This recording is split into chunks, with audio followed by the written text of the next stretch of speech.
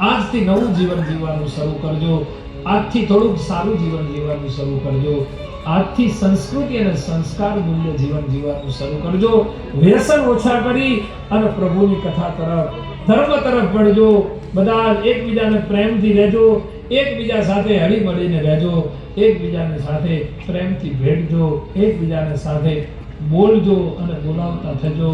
હસતા રહેજો, હસતા રાખજો બીજાને. અને કંઈક પરમાત્મા સત્તા આપે તો સત્તા ઉપર નહીં, સત્તા ઉપર બેસી અને નાના માણસને સમજવાનો પ્રયત્ન